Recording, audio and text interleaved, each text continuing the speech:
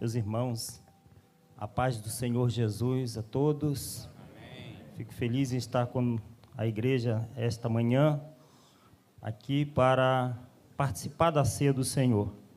E honrado pela oportunidade de poder ministrar a palavra de Deus aqui na nossa igreja sede, né?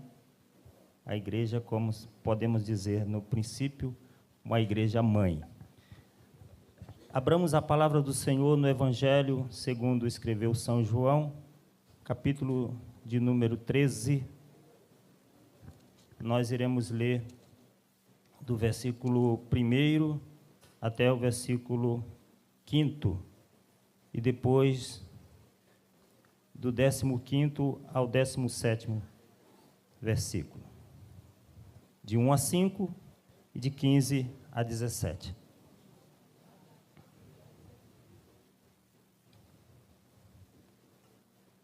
Glória a Deus. Os irmãos vão achando, vão dizendo glória a Jesus. Aleluias. Bendito é o nome do Senhor, exalte o Deus eterno.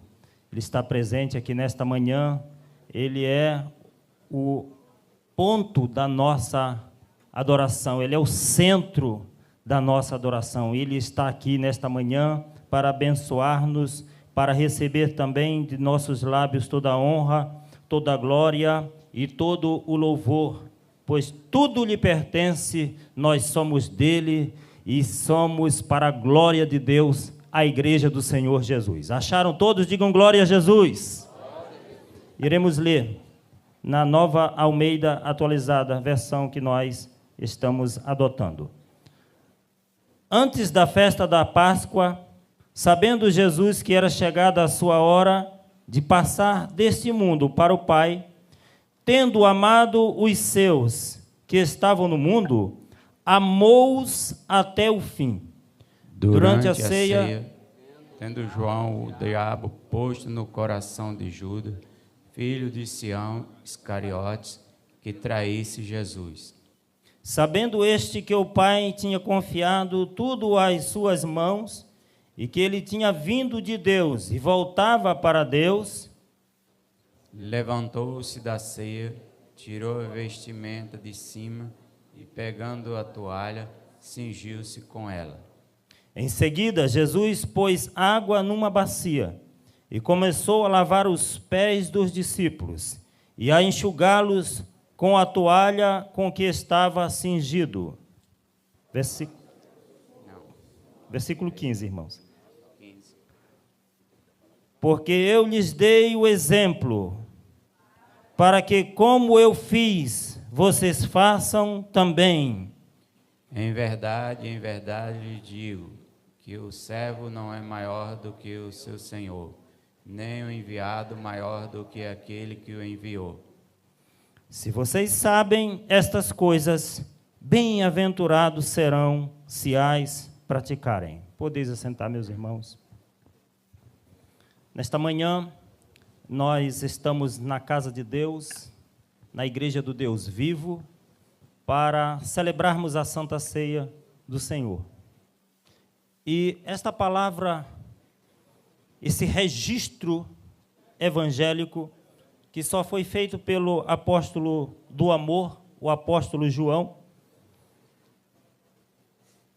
conhecido nas tradições como lava-pés. E, inclusive, existe uma tradição cristã que faz perdurar uma liturgia bem parecida com esta. Mas o objetivo de Jesus, o objetivo do Santo Espírito do Senhor ao inspirar o evangelista João e registrar esse fato acontecido em alguns momentos, algumas horas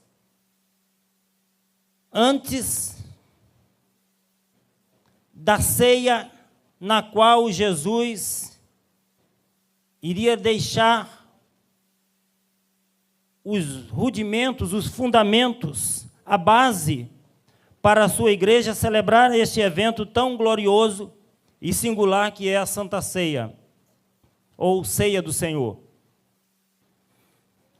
Naquela quinta-feira que antecedia a sexta-feira da sua morte, a ceia da Páscoa,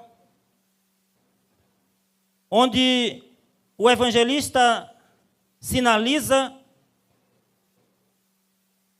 que Jesus estava ciente que estava se aproximando a sua hora. Essa ceia que o Lucas, no capítulo 22, nos diz que Jesus ansiava, desejava ansiosamente participar com os seus discípulos. Lucas 22, 15. Esta ceia, para ser uma noite ou um final de tarde, entrando na noite da sexta-feira, pois o dia judaico começa às 18 horas, né? Era para ser uma noite de muita celebração, e sim foi. Entretanto, quando lemos as narrativas dos evangelhos, notamos que também foi uma noite de traição e também uma noite de porfia entre os discípulos de Jesus. A porfia era uma discussão recorrente, ou seja, repetida várias vezes, no seio daqueles 12 apóstolos do Senhor. Os evangelistas narram que essa discussão sempre girava em torno de um tema recorrente entre eles, que era sobre quem entre eles parecia ser o maior. É assim que Lucas registra esse fato no capítulo 22. Sobre qual deles parecia ser o maior. Era uma discussão corriqueira, rotineira, repetida várias vezes ao longo do discipulado desses homens. Marcos capítulo 9 diz que aconteceu essa discussão a caminho de Cafarnaum. Marcos capítulo 10 diz que essa discussão se repete a caminho de Jerusalém. E Lucas capítulo 22 diz que essa discussão repete-se eles já estando em Jerusalém, antecedendo aquele momento da ceia, a última ceia do Senhor Jesus com os seus discípulos. Pois bem, nesta última ceia e nesta última discussão dos discípulos sobre qual parecia ser o maior entre eles. Inclusive, no Evangelho de Mateus, ele sinaliza algo importante que Marcos diz que era Tiago e João os que mais disputavam uma posição ao lado do mestre. Inclusive, Marcos diz que essa dupla faz essa pergunta para Jesus. Não sei se concomitantemente àquele momento ou um pouquinho depois,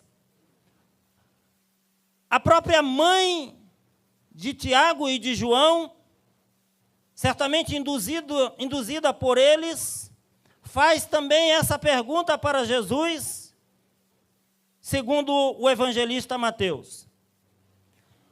E diante desse fato, sendo a última oportunidade de Jesus participar da ceia com aqueles discípulos, Jesus toma uma atitude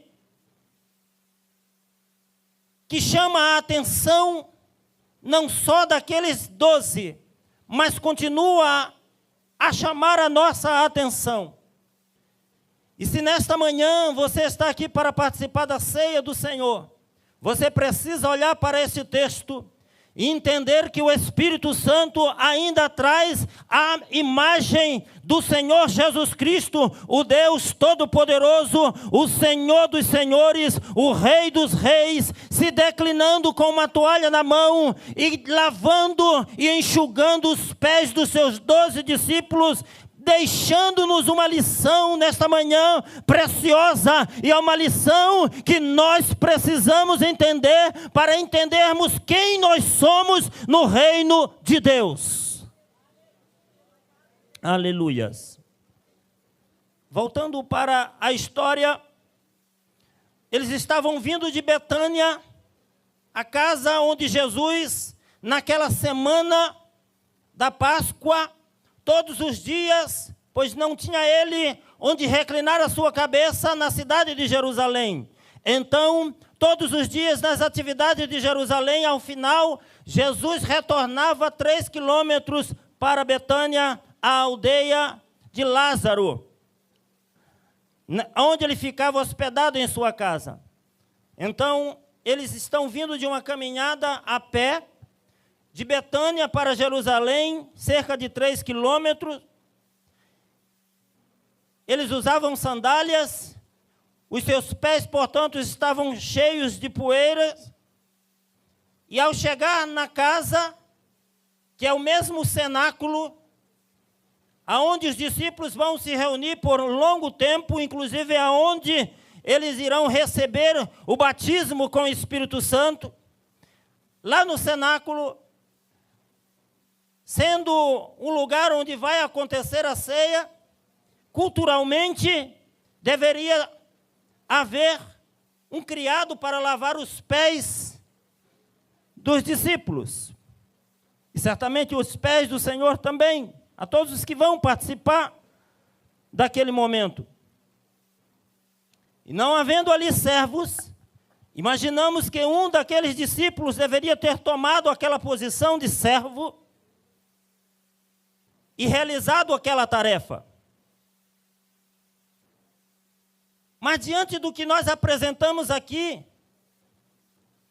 de uma discussão recorrente que havia entre os discípulos sobre quem era o maior entre eles, nós podemos fazer uma pergunta: qual desses 12 discípulos vai tomar a posição do servo mais humilde, do servo mais desprezado, do servo mais desvalorizado, exercer a função que naquele mundo era exercida por um escravo gentil, e alguns comentaristas dizem que por uma mulher ou por crianças, porque era assim que eles organizavam a sociedade deles.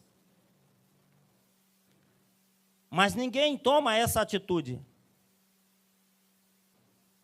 Mas a mesa estava posta. E naquela mesa havia água. Naquela mesa havia bacia. E naquela mesa havia toalha.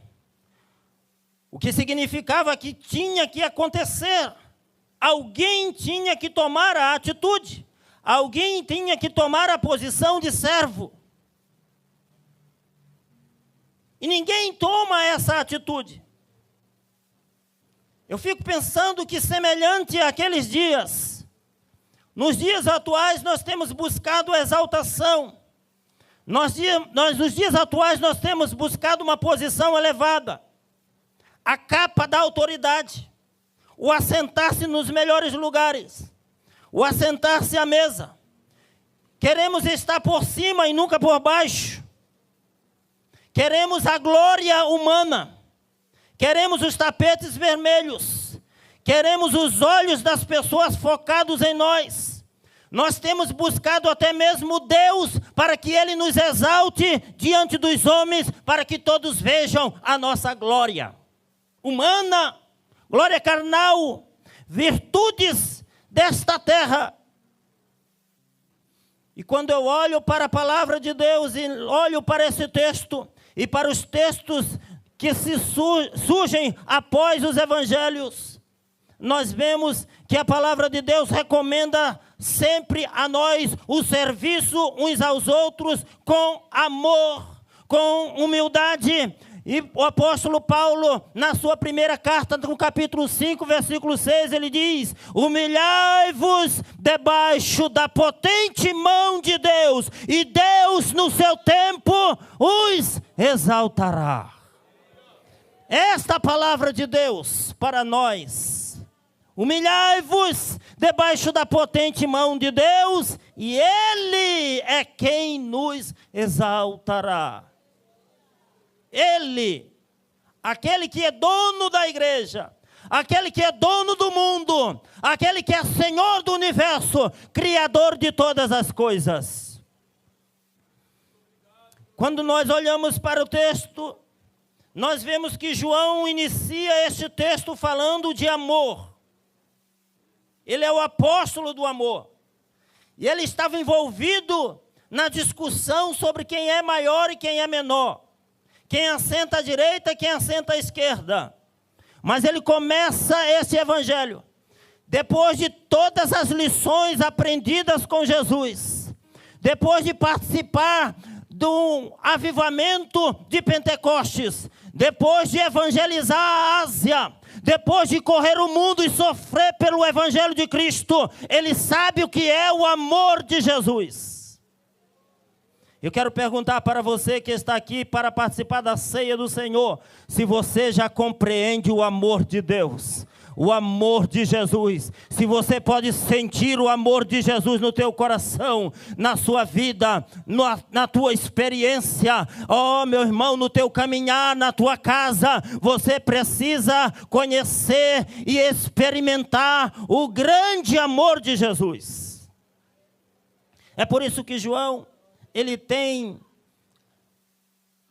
o know-how, o conhecimento da experiência com Deus, com Jesus e com o Espírito Santo para descrever com muitos detalhes. João não tem por costume no seu evangelho, diferente dos sinóticos, de detalhar muitas coisas. A sua narrativa, muitas das vezes, não é muito detalhada, em virtude de que o seu texto é muito teológico. Mas aqui, neste ponto, ele diz que Jesus levantou-se da ceia, tirou a vestimenta de cima, pegou uma toalha, cingiu-se com ela.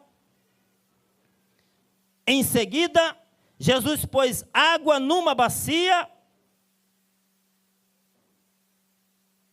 e começou a lavar os pés dos discípulos e a enxugá-los com a toalha com que estava cingido.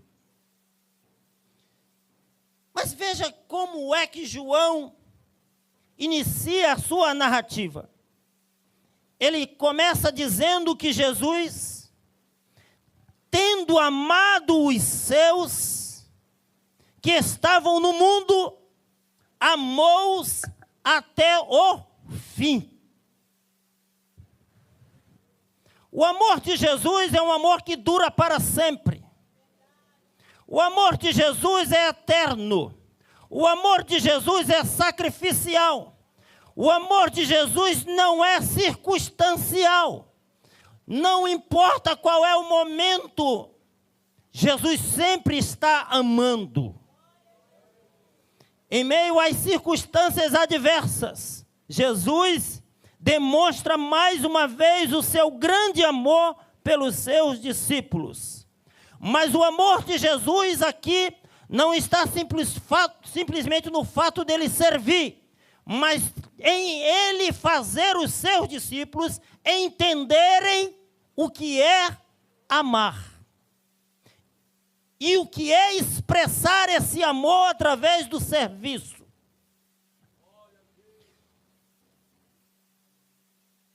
E eu fico perguntando por que João,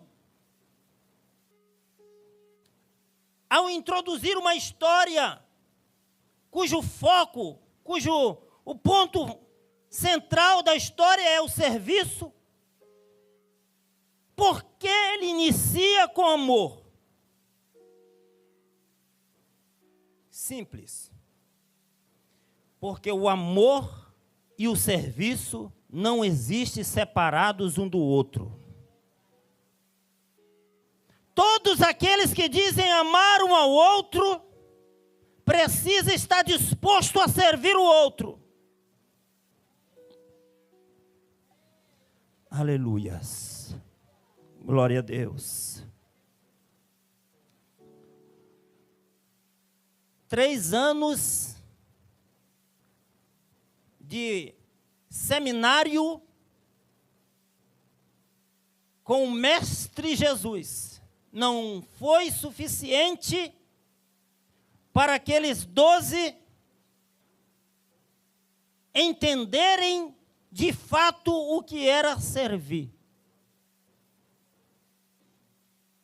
Mesmo com este acontecimento, mesmo com este fato, mesmo com essas ações de Jesus, Jesus vai fazer no final uma pergunta aos seus discípulos: vocês compreenderam o que eu acabei de fazer?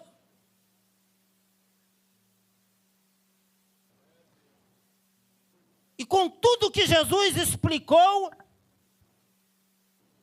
baseado naquilo que Jesus disse para Pedro, quando ele disse: Mestre, Senhor, tu vai lavar os meus pés? Jesus respondeu para ele e disse: o que eu faço agora, você não compreende, mas você vai compreender depois. Porque de fato, mesmo com a explicação que Jesus dá do capítulo 15 ao 17, esses discípulos não compreenderam perfeitamente tudo o que aconteceu ali. Eles só vão compreender após Jesus Cristo ser crucificado, morto, sepultado, ressuscitar entre os mortos, ascendeu aos céus e enviar sobre eles o Espírito Santo. Muitas das vezes, o que está faltando para nós compreendermos, o que está faltando para nós servirmos, é termos a ação do Espírito em nossas vidas. Porque quando o Espírito vem ao coração da igreja, quando o Espírito vem ao coração do obreiro, nós sabemos o que é o amor de Deus. Aleluias. 2 coisas eu quero notar aqui nesta palavra. Primeiro, nós notamos no versículo 3 que João diz assim: sabendo este que o Pai tinha confiado tudo às suas mãos e que ele tinha vindo de Deus e voltava para Deus. Então Jesus sabia quem ele era. E o que Jesus sabia, meus irmãos, determina o que ele vai fazer naquela ceia. Ele sabia qual era a sua missão. Mateus capítulo 20, versículo 28, nos diz que Jesus, tratando desse mesmo tema, finaliza o seu ensino dizendo: porque o Filho do Homem não veio para ser servido, mas para servir e dar a sua vida em resgate por muitos. Jesus sabia que a sua missão envolvia servir, e servir por amor. Como disse João, amou-os até o fim. Jesus sabia quem ele era. Jesus sabia de onde ele tinha vindo. Jesus sabia para onde ele estava indo. Ele sabia a sua origem e sabia o seu destino. Sabia que era o Rei dos Reis, o Senhor dos Senhores, o Filho do Deus Altíssimo. Jesus sabia que o Pai tudo tinha confiado às suas mãos. Jesus sabia que Ele é o Senhor do universo. Contudo, a sua majestade, a sua grandeza, a sua realeza não levou à autoexaltação, mas à humilhação mais profunda. Jesus poderia ter escolhido o melhor lugar à mesa e dito para João, ou para Pedro, ou para Tiago: lavem os meus pés. E sem sombra de dúvida, qualquer um daqueles 12 lavariam com muito carinho os pés do Senhor Jesus. Nós notamos aqui que o problema não era lavar os pés do Senhor Jesus. O problema era lavar os pés uns dos outros.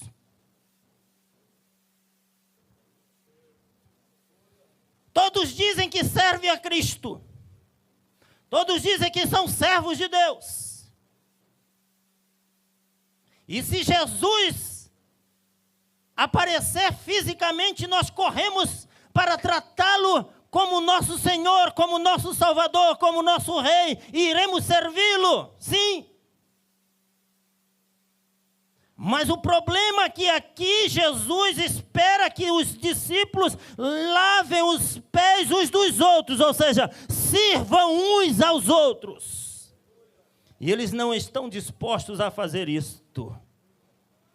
E eu pergunto nesta manhã se você também está com a mesma atitude de Pedro, de João, de Tiago, dos 12, ou se você aprendeu a lição com Jesus e está pronto para servir no reino de Deus pelo amor. A humildade de Jesus não procedeu da sua pobreza, mas da sua riqueza.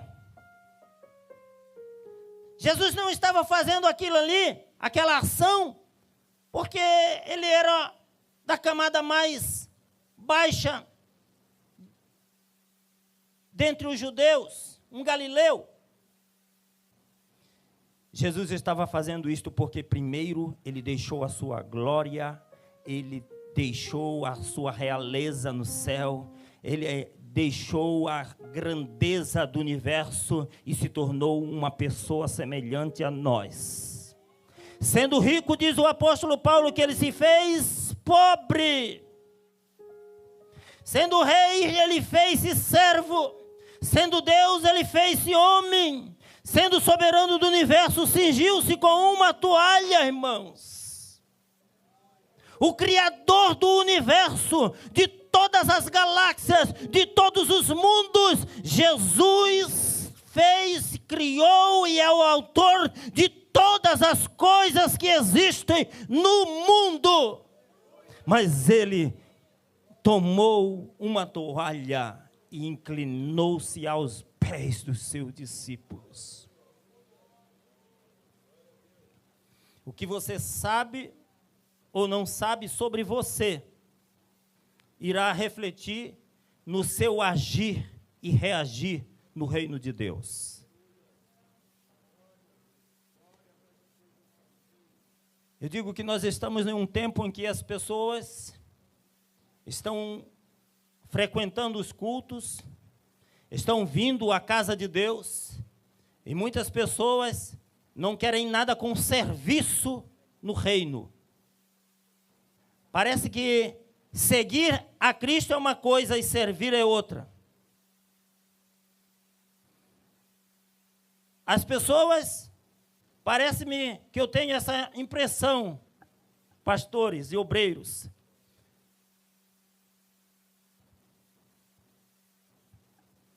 é como se ele dissesse assim: eu estou dizimando, eu estou ofertando, isso quando fazem, e então tem que ter tudo na igreja para me servir. Tem que ter uma boa recepção na igreja. Eu não estou dizendo que não tenha. Tem que haver um ar-condicionado gelando. Tem que haver uma cantina para nos servir. Tem que haver um irmão para abrir a porta da igreja, o portão da igreja. São muitos os que estão vindo à casa de Deus para ser servido e não para servir. Se o Espírito do Senhor fizer você entender esta manhã, esta mensagem, você vai entender que quando você entra no reino, quando você entra nisto que nós chamamos a igreja do Deus vivo, nós estamos todos aqui para servir. E servir com amor. porque aquele que é Senhor de todas as coisas veio a este mundo como servo. Jesus veio como servo. Aleluias. Sendo ele o Senhor do universo, tirou a vestimenta de cima. Sendo ele o Senhor da glória, cingiu-se com uma toalha. Sendo ele aquele que no texto diz que o Pai tinha confiado tudo. Tudo é tudo, irmãos. O Pai tinha confiado tudo em suas mãos. Ele pôs a água na bacia. Sendo ele o Rei dos reis e Senhor dos senhores, inclinou-se, posição de servo, inclinou-se e começou a lavar os pés sujos dos seus discípulos e a enxugá-los com a toalha. Aleluias! Ele continua nos chamando para sermos servos, servos, servos uns dos outros, servos uns dos outros pelo amor.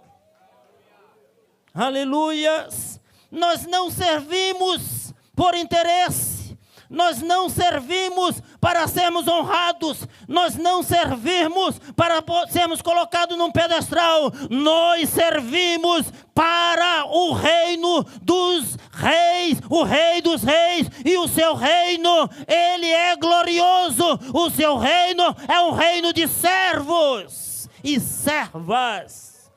Aleluias!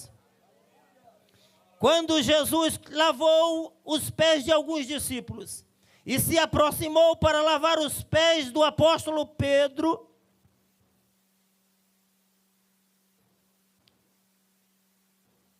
Pedro olhou aquela situação e ficou imaginando. Como pode? O Rei, o Criador de todas as coisas, o Senhor.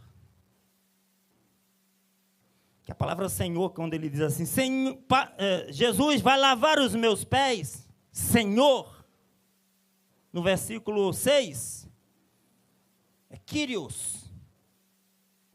Significa que ele entendeu que Jesus é o Senhor, acima de César, acima do imperador, acima de todos os homens grandes da terra, acima de todos os senhores do universo, acima de todos os reis. Jesus é o Senhor. Vai lavar os meus pés, Senhor. Pedro sabia quem era Jesus. Essa segunda coisa que eu queria notar aqui, para finalizar esta palavra. Pedro sabia quem era Jesus. Eu sei que você conhece Jesus. Você sabe que Ele é o Rei dos reis. Você sabe que Ele é o Senhor dos senhores. Você sabe que Ele é o Filho de Deus. Você sabe que Ele é o exaltado acima de todas as coisas. Você sabe que Jesus breve vai voltar do céu para arrebatar a sua igreja e galardoar os santos. Você sabe quem é Jesus, assim como Pedro sabia. Pedro já tinha dito uma certa vez, lá no capítulo 16, versículo 16, aquela declaração tão importante na teologia bíblica. Tu és o Cristo, o Filho do Deus vivo. Então ele sabia. Mas Pedro não sabia ainda a dimensão do que é servir. E esta mensagem que Pedro, essa lição que Pedro e os demais discípulos vão aprender naquela manhã. Eles sabiam muito bem que eles não podiam assentar-se à mesa sem lavar os pés. Eles sabiam que não havia escravos naquela ocasião. E eles sabiam que aquela função era do escravo mais humilde da casa. Mas estava à mesa. O vaso de água, a bacia, a toalha, o avental, né? Dispostos ali à vista de todos. E aquela disposição desses elementos acusava aqueles discípulos. Mas ninguém se mexia. Eles estavam pensando nos privilégios quando Jesus instaurasse o seu reino. Eles estavam pensando na grandeza, no reconhecimento, nos aplausos, nas regalias que eles iriam ter quando Jesus instaurasse o seu reino messiânico. Jesus, porém, reprova a atitude deles, mostrando-lhes que entre os que o seguem, mede-se a grandeza de qualquer um de nós. Não pelo que nós somos, mas pelo que nós fazemos. Pelo serviço que prestamos no reino de Deus. É como servimos que é medida o tamanho de um servo no reino de Deus. Há um escritor chamado Carson, D.A. Carson, que ele diz: os discípulos ficariam felizes em lavar os pés de Jesus. Eles não podiam conceber, entretanto, a ideia de lavar os pés uns dos outros, visto que essa era uma tarefa normalmente reservada aos servos inferiores. Ah, meus irmãos e minhas irmãs, como nós precisamos aprender com Jesus. Como nós precisamos aprender esta lição de Jesus. Nós temos na igreja, nós temos no reino de Deus pessoas muito importantes na igreja. Temos sim, mas poucos servos. Até aqueles mais humildes socialmente, muitas das vezes não querem ser servos. Porque dentro dele ele tem um coração de grandeza. Ele tem um coração ambicioso, porque isso não está ligado à condição social de ninguém. Todos ali eram socialmente pobres, galileus, a maioria pescadores. Não, mas eles não podiam lavar os pés uns dos outros.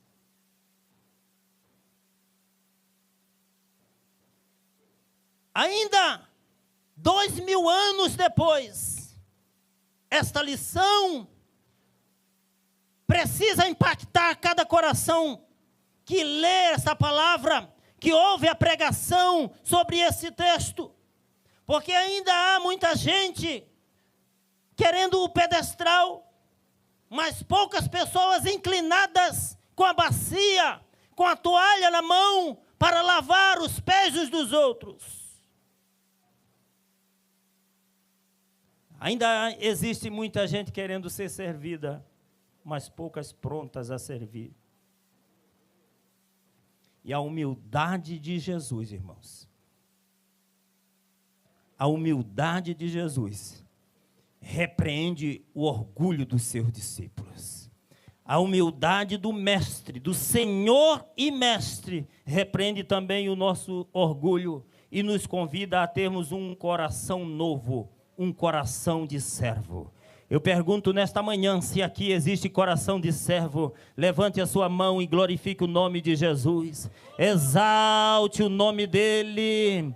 Vire para o seu irmão e diga: eu te amo em nome de Jesus.